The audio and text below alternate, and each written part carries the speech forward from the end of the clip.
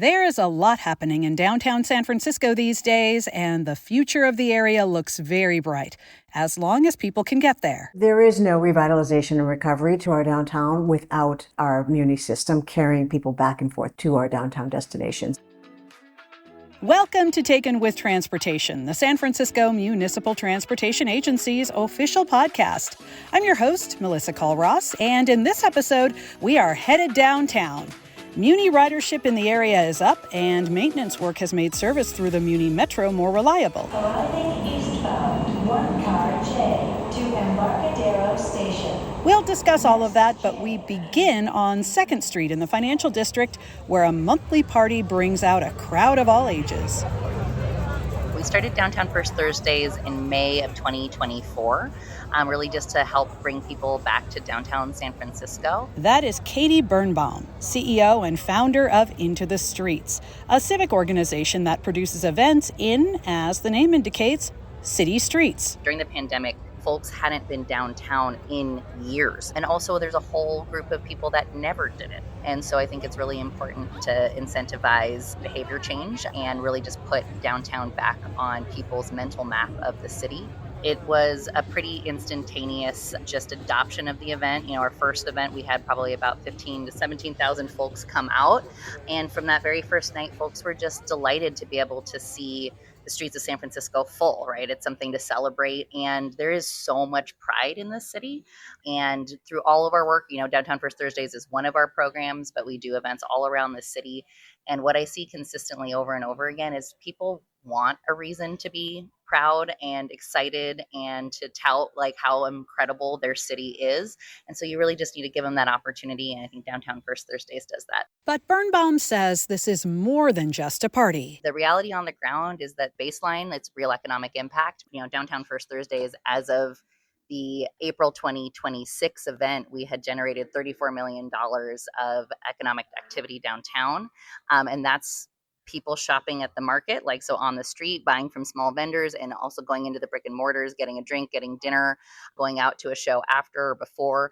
You know, people just having a good time, not spending extravagantly, but coming together and growing the economic activity of downtown San Francisco. So how are people getting to this economically beneficial celebration? We have 80% of people either walk or take public transportation to Downtown First Thursdays. And that allows us to have 20,000 people come downtown for a very specific amount of time, 5 hours, and actually it not just, you know, bring the downtown to a halt. People can still do their commute. They can get out as they need to. And it allows just an incredible amount of gathering to happen without all of that traffic congestion. It also allows everybody to come out and be safe. We have outdoor bars. People are, you know, maybe having a few cocktails, and so they're able to get home safely on public transportation. And I think that's a really vital part of the event. It's the best of San Francisco. Just a few blocks away from 2nd Street is Union Square, where there is more going on than you might think. Mark Hennon with Biederman Redevelopment Ventures manages the Union Square Plaza program, featuring events and activities that now fill the square. I feel that before this program took off, it was more just a empty plaza that people walked through. So now we really give people something to pause and linger and to enjoy. We also try to appeal to a wide variety of audiences. So we have children's programming, which at first there was a lot of doubt that we could even get kids out here. And that's actually proven to be very successful. So we have children's programming, different types of fitness programs, some geared towards seniors, others more towards active cardio dancing. We also have multiple arts and crafts class, live music performances, and they're setting up behind me for our Friday night dance series, which features salsa, Bollywood, swing, country, western, and tango. As we talk to Hennon, we see people playing ping pong and waiting for this evening's salsa dancing to begin. And he says the events and activities are really popular. We do a lot of surveying out here. So of the surveying we did in our pilot year, which wrapped in October, over 99% of our survey respondents gave it a positive review, with 90% giving it the highest. So that being 5 out of 5 stars, essentially. One of the things that I really enjoy is hearing from locals when they walk into the plaza, the wow, or, you know, like how much this place has changed. We also hear a lot of feedback from people visiting about how much they enjoy the free activities from other cities and other countries. And as is the case with Downtown First Thursdays, Muni makes getting to Union Square very easy. We're very fortunate to live in a very transit-friendly and transit-forward city. I can say all of our employees take Muni or BART to come here to work every single day. I would guess a lot of our visitors do as well. Probably one of our top 5 most commonly asked questions is, where can I buy tickets to the cable car or board the cable car? It's wonderful that we are on top of the T station. That's a huge boon as well. And we're just 2 blocks away from Powell Station. So we consistently say the Plaza is extremely transit accessible. So we encourage people to take transit. We also do plug the garage a little bit as an option for those who need to drive. I'd say that's another added perk, is the fact that we're sitting on top of a public garage. Downtown First Thursdays and all the activity in Union Square are just a couple of things that might be new to you if you haven't been downtown in a while. There is a lot going on in the area, as we hear from San Francisco Office of Economic and Workforce Development Executive Director Ann Taupier. She says the best way to get a sense of how downtown is going is to go there. Take a stroll down Market Street, head into the financial district, head into the south of Market District. There's so much more happening than there has been in the past few years. We see lots of new restaurants opening. We see new storefronts opening. We've had 44 new storefronts open in our Union Square. We've got Dandelion Chocolate. So one of our homegrown chocolate companies, finding a place through our Vacant to Vibrant program in our Union Square. And having been previously skeptical about moving to Union Square, opened a storefront, made their numbers in the first 4 days for their first month, and is now looking to expand their footprint in Union Square and has signed a long-term lease. So we're definitely seeing an uptick in businesses. We're seeing a reduction in crime. We've got a significant return of conventions to our Moscone Center. It's gotten to the point where I don't even really think about what's happening in San Francisco as recovery anymore. I really do think we're transitioning out of what is a recovery mode, even though I will acknowledge, I think all of us acknowledge in government that we still have a lot of work to do. But what we're really seeing is sort of the transitioning into what is the future of downtown? What does work look like in the future of downtown? But also, what are the different types of retail activities? What are the different things that attract people to our downtown? We've hosted lots of events. We see things like First Thursdays happening. We have Bhangra and Beats happening. Everything the city has done over the past few years has really been about turning downtown into a neighborhood. How do we make it more of a 24/7 environment? I talk about diversifying the economy because I'm an economic development director. And the way I look at it is we have to have all kinds of activations. We want people down there living and going to school and working, but also just meeting friends, going to our parks. We have a lot more civic just participation and coordination and engagement in our downtown that really is about turning it into more of a neighborhood rather than a place where people just go to work. Taupier adds that the downtown buzz isn't just about events, activities, and new storefronts. We are starting to see a shift in back to work as well. And I think that AI is certainly driving a different work schedule in our downtown. It's something we saw sort of during the last tech boom as well, which is in those early stages of a specific technology, there's an expectation that in order to be part of the growth of that emerging industry, you need to be in the office. And I think that's impacting other industries around it. It certainly helps our restaurants, our businesses, our small businesses, our bars, our nightlife in our downtown to have people coming back into the office more often. And of course, it impacts our transit as well. Speaking of that, we asked Taupier how important public transportation is to downtown, and she answers very plainly. There is no revitalization and recovery to our downtown without our Muni system carrying people back and forth to our downtown destinations. It's critical. We have great downtown access through our public transit system. I love riding the 3rd Street. If I'm coming from Mission Bay, riding that 3rd Street rail to the base of Market Street. I mean, there's just so many different ways to get to downtown. I love running out of City Hall. I try not to be late for meetings, but I love when I've got a meeting downtown that I can just run down to the Civic Center and hop on Muni and be at my destination within a few minutes. And it's something that we certainly worked with MTA to talk about how are we making sure that we're getting the message out across the city that you can come back into the downtown by riding our transit. There's no way to think about recovery. There's no way to think about downtown without us having a super strong municipal transit system. So are people actually taking Muni to downtown? We posed that question to Simon Hochberg, the SFMTA's Transit Performance and Technology Manager, as we are walking and riding an F-Market streetcar through the financial district. Downtown ridership recovery, we're seeing it start to catch up to the rest of the system. The areas outside of downtown have recovered much faster, but downtown's coming back and we're starting to see ridership pick up in downtown. In the rest of the system, ridership's around, let's say 87% recovered. Downtown is about 67%, but downtown's rate of how quickly it's catching up is going much faster than the rest of the city. Muni was such an integral part of the city and a part of people's lives, and we're just noticing different types of trips, and there's been all sorts of reasons for people to come downtown, and we're starting to see that reflected in the ridership data as well. The rest of the city is doing really well, and so there isn't a ton of room to grow in the rest of the city. But when it comes to the rail system and when it comes to the downtown area and the lines that feed it, that's where we're seeing that rapid growth in recent months. Hochberg adds that ridership data across the city as a whole is very promising. On weekdays, we're seeing recovery hovering around 80% of what it was before the pandemic. And on weekends, and this is really exciting news, in May, we actually saw more riders on an average weekend day than we did before the pandemic. So that's over 100% of where we were in 2019. The route that's running away with it is the 49 Van Ness Mission that runs through the Mission, which is the highest ridership neighborhood in the city and provides excellent service along that BRT corridor. The 22 Fillmore is also very, very recovered. I think that's closer to 120% of what it was carrying before the pandemic. Neither of those routes are downtown serving. As far as the ones that do serve the downtown area, we see really high ridership recovery on the 7-8. We see really high ridership recovery on the 14R, Mission Rapid going through the Mission.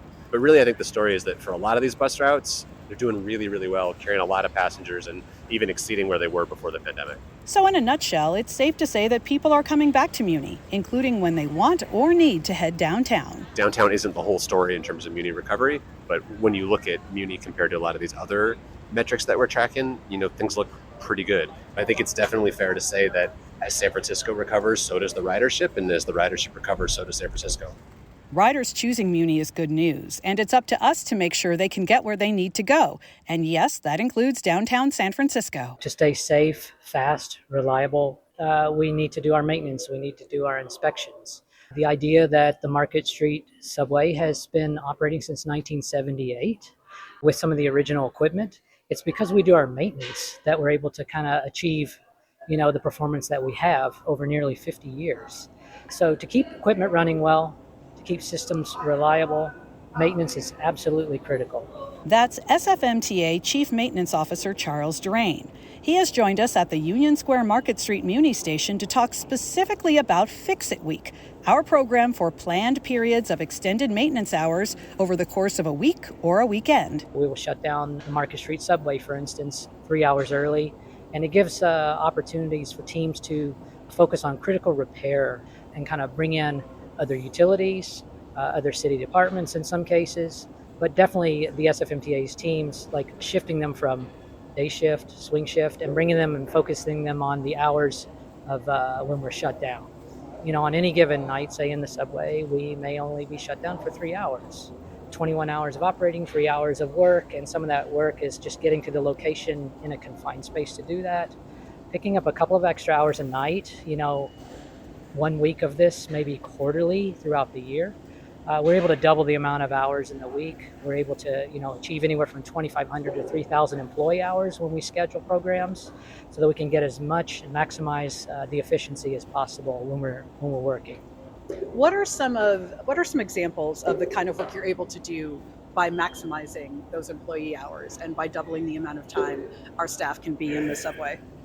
Yes, we've done some major overhead wire replacements, major track work, fastener replacements, expanded inspections that we couldn't otherwise do, unless we had, beyond 3 hours, lighting, wayside repairs, some critical testing. We do a lot of training, being able to bring in some teams. Say, for instance, we're working with other groups that need access, contractors, to take that opportunity that just needs more than 3 hours allotted.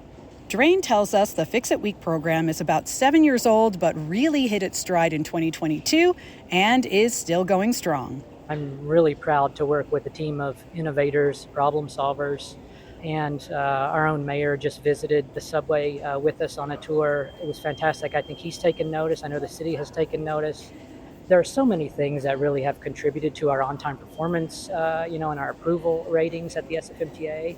I'd like to think that Fix It Week is a big part of that. I know that just, really refreshing the equipment, like having new light rail vehicles, even a chance to reconstruct the schedule after we came through the COVID period, all had a contributing factor to really improving our service and the things we do. But we do know through data that Fix It Week, as we've done them, has really reduced long time delays and really increased on-time performance. We will take 6 weeks to plan an actual Fix It Week, and we're looking across the entire system. So you've probably already realized that we've come out of Market Street subway, and we've been in places like Cameron Beach Yard. We've been out on the J line.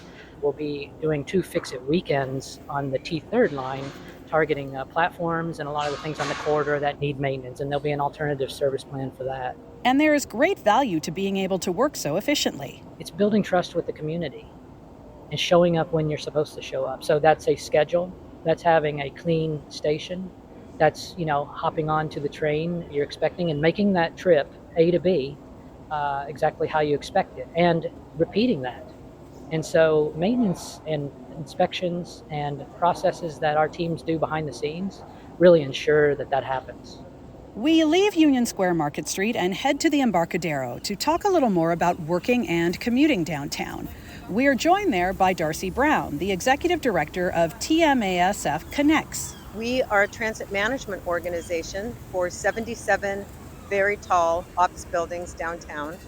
In San Francisco, when the buildings started to go up, the mayor and supervisors got nervous that there was going to be traffic jams downtown like New York City. So they passed a couple of ordinances that forces the buildings to submit a transit management plan to the city of how they're going to get people in the building and how they're going to get them back out. And so instead of doing it on an individual building by building basis, they decided to create an association, which is what TMASF Connects is. And so we do all of the required code paperwork and submissions to the city on behalf of the buildings who are our members. TMASF Connects has been doing this work for decades. In addition to submitting transit management plans, Brown says her organization supports its members every day in real time. If there's any disruptions in the Muni schedule, if there are festivals or events downtown that would change routes, we are the ones that send out all of those alerts.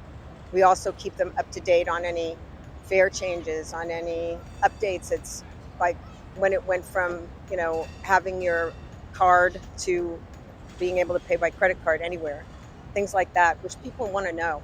And also the building managers. If there's going to be disruptions downtown for traffic, that is going to affect their building and access to and from that building. So what we provide to them is critical so that everything continues to run smoothly and they are an asset to their tenants. And she echoes a sentiment we heard earlier in this episode. Muni in particular is critical to the city. I mean, San Francisco, I grew up here. San Francisco has always had, electric streetcars and electric buses. I mean, we've been way ahead of everything for a very long time. Cable cars, we were way ahead of everybody. To wrap up the episode, we check back in with OEWD Executive Director Ann Taupier for some final thoughts about downtown San Francisco. Something I always say is downtowns are romantic. They write songs about downtown, right? There was a while when we were calling it the economic core, and I was like, there's no romance in the economic core. It's our downtown. And I really do think there's something that just sparks. There's a youthfulness and a joy and romance in being in a downtown, and we're starting to feel that happen. Also, I talk to people from all over the country and all over the world who want to know what we're doing that is making a difference in San Francisco.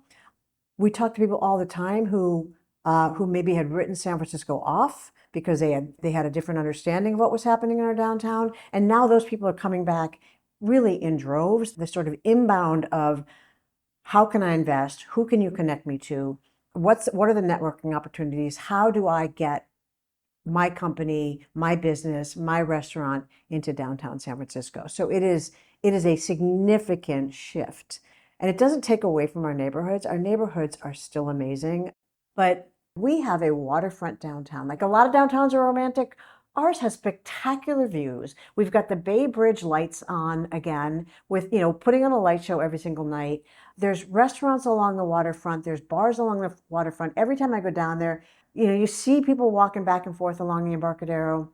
Our entire waterfront is where people exercise and meet people and have lunch meetings. And we are a world-class city. And I think we're actually expanding into just a really sort of global mecca of what it really means to be a vibrant downtown location. Thank you for joining us on Taken with Transportation. We're a production of the San Francisco Municipal Transportation Agency, and you can find the latest episodes at sfmta.com/podcast, as well as Apple, Spotify, our YouTube channel, or wherever you listen. I'm Melissa Colross. Be well and travel well.